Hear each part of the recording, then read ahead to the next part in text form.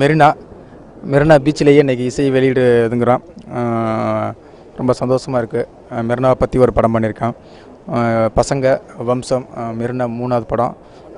என்னுடைய பசங்க ப்ரொடக்ஷன்ஸ் பேர்லேயே அந்த படத்தை நான் தயாரிச்சிருக்கேன். நானும் என் நண்பர் பாலமுருகன் சேர்ந்து பண்ணியிருக்கோம். பல தடவை மெரினாவுக்கு நானும் வந்திருக்கேன். ஒரு நாள் ஃபேமிலியோடு வந்தேன். வரும்போது ஒரு பையனை மீட் பண்ணேன். அவன் லைஃப்பை சொல்லும்போது அதுக்குள்ளே எனக்கு ஒரு கதை தோண ஆரம்பிச்சது. ராமநாதபுரம், சிவகங்கை, ராஜபாளையத்துலேருந்து வர்ற பசங்களுடைய லைஃப் தான் இங்கே சுண்டல் விற்கிற அதிக பசங்களாக முறுக்கு விற்கிற பசங்களாக இருந்தாங்க. அதே மாதிரி லவ்வர்ஸ் அவங்க வந்து பார்த்திங்கன்னா ஒரு 12 மணி வெயில் இருந்தாலும் அப்படியே முக்காடை போட்டுக்கிட்டு உட்காந்து ரகசியமாக அவ்வளோ பேசிக்கிட்டு இருப்பாங்க. என்ன பேசுகிறாங்க அப்படிங்கிறதே நமக்கு தெரியாது. வரும்போது பார்த்தா சிரித்து பேசிட்டே வருவாங்க. கடைசியில் எந்திரிச்சு போகும்போது பார்த்தா சண்டை போட்டே போவாங்க. எதுக்கு சண்டை போடுறாங்கன்னு நமக்கு தெரியாது. ஸோ இந்த மாதிரி விஷயங்கள் எல்லாத்தையும் அப்படியே மெரினாவில் நடக்கிறத அப்படியே பதிவு பண்ணணும் அப்படிங்கிறதுக்காக என் டீமோட கிட்டத்தட்ட ஒரு 3-4 மாதம் நாங்கள் இங்கே அப்படியே மெரினாவிலேயே சுற்றிக்கிட்டு இருந்தோம். கிட்டத்தட்ட எங்கள் எல்லாத்துக்கும் அந்த ஃபேஸ் வந்து கரெக்டாக அந்த இது மட்டும் அப்படியே கருப்பாயிடும். அந்த காற்று பட்டு அந்தளவுக்கு இந்த மெரினாவில் வாழ்ந்துருக்கோம். இங்கே வியாபாரிகள்லாம் கேட்க ஆரம்பித்தா இன்னும் இந்த மெரினா விட்டு நீங்கள் போகலையா அப்படின்னு. ஏன்னா கிட்டத்தட்ட 7-8 மாதம் இதுக்குள்ளேயே படம் பண்ணிட்டு இருந்துச்சோம். இன்றைக்கி வந்து அது ஆடியோ லான்ச்சாக வந்திருக்கு அப்படிங்கிறது ரொம்ப சந்தோஷமான விஷயம். படத்தில் வந்து இன்றைக்கி வந்து இசையை பற்றி ரொம்ப சொல்லணும். இசை வந்து ரொம்ப அற்புதமாக பண்ணியிருக்காரு. கிரிஷ் ஜே அப்படிங்கிறத வந்து நான் அறிமுகப்படுத்தியிருக்கேன். கிட்டத்தட்ட ஒரு 3 மாதத்துக்குள்ளே ஒரு 5 பாடல்களாக ரொம்ப அழகாக கொடுத்துருந்தாரு. ரொம்ப அவசரமாக கேட்டேன். அதுலேயும் ஒரு ஸ்டாண்டர்டாக படத்தில் போய் லண்டனில் எல்லாத்தையும் ரெக்கார்ட் பண்ணி ரொம்ப அழகாக கொடுத்துருந்தாரு. அதில் வந்து முக்கியமாக சென்னையை பற்றியுமே ஒரு சாங், வணக்கம் வாழ வைக்கும் சென்னை அப்படிங்கிற ஒரு சாங் முத்துக்குமார் எழுதியிருக்காரு.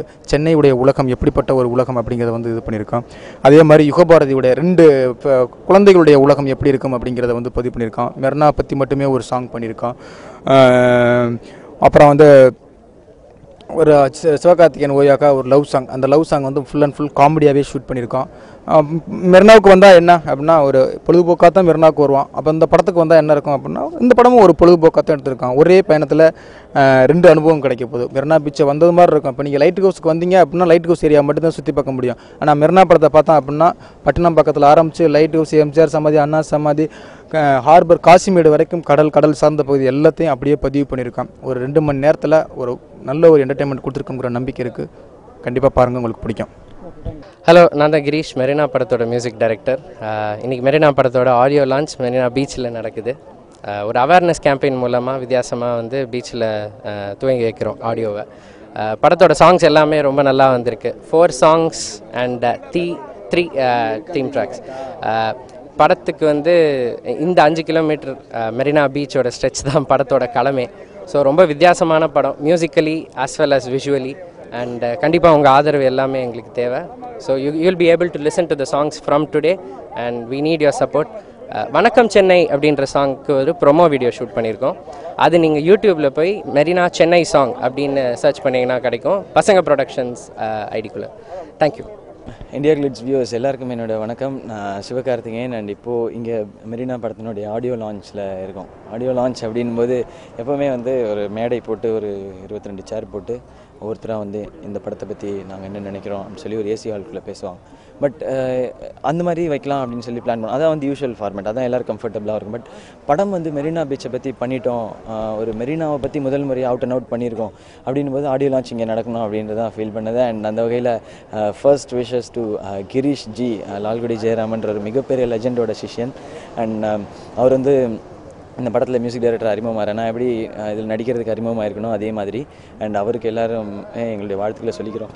அண்ட் நான் கிரீஷ், கேமராமேன், எடிட்டர் எல்லாருமே சேர்ந்து பாண்டராஜ் சாருக்கு எங்களுடைய தேங்க்ஸ். அவருடைய ஃபர்ஸ்ட் வெஞ்சர், ப்ரொடக்ஷன் வெஞ்சரில் எங்களுக்கெல்லாம் சான்ஸ் கொடுத்துருக்காரு, ரொம்ப நம்பிக்கை வச்சு.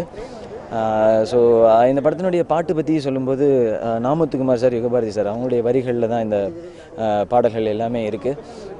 வணக்கம் வாழ வைக்கும் சென்னை, சென்னை பற்றி, சென்னையில் இருக்கிற நம்ம ரசிக்கிற விஷயங்கள் என்ன, நமக்கு பிடிக்கலைன்னா கூட பட் நடக்கிற விஷயங்கள் என்ன அப்படிங்கிறது ரொம்ப யதார்த்தமாக சொல்லியிருக்கோம். நாங்கள் சென்னையை ஃபுல்லாக போடாமல் யதார்த்தமாக என்ன சொல்ல முடியுமோ, அதாவது ஒரு ரொம்ப அழகான வரி இருக்கும், ஊரெங்கும் கான்கிரீட்டு காடு இருக்கும் அப்படின்னு சொல்லி ஒரு வரி இருக்கும். அந்த மாதிரி நிறைய விஷயங்கள். அது மாதிரி லவ்வர்ஸ் அவங்களோட ஃபீல், ஒரு காதலன் காதலிக்குள்ளே காதலன் வந்து காதலியை ஒரு தேவதையாகவும் பார்க்குறான், அவனுக்கு திடீர்னு பிசாசாகவும் இருக்கா, இந்த மாதிரி அந்த முரண்பாடுகள் அதை ஒரு பாடலில்.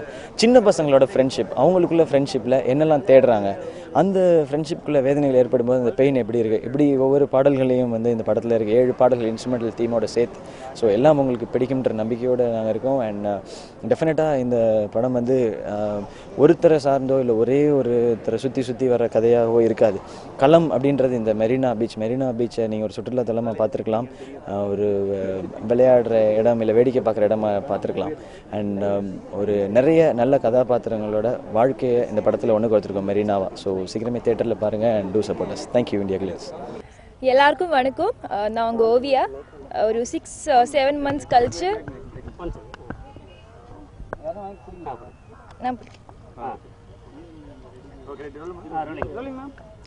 எல்லாருக்கும் வணக்கம். நான் உங்கள் ஓவியா. ரொம்ப நாள் கழிச்சு, ஐ திங்க் ஒரு 6-7 months கழிச்சு தான் நான் உங்களை மீட் பண்ண வரேன்.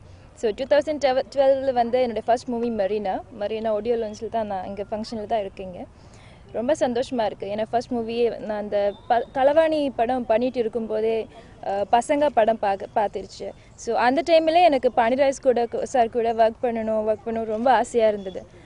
இவ்வளோ ஃபாஸ்ட்டாக நடக்கும்னு நான் எதிர்பார்க்கவே இல்லை. ஆனால் படம் வந்து ரொம்ப நல்லா வந்திருக்கு மெரினா. ஸோ கண்டிப்பாக வந்து மெரினா பீச்சில் வராதவங்க யாரும் இருக்க மாட்டீங்க. ஸோ கண்டிப்பாக இந்த மூவி நீங்கள் ஒரு வாட்டியாவது கண்டிப்பாக பார்க்கணும். ஏன்னா இது வந்து இந்த பீச்சில் உள்ளவங்களுடைய ஸ்டோரி.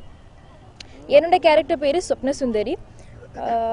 என்ன சொல்கிறது, ஒரு நெக்ஸ்ட் டோர் கேர்ள், ஒரு பக்கத்து வீட்டு பொண்ணு மாதிரி இருக்கும்.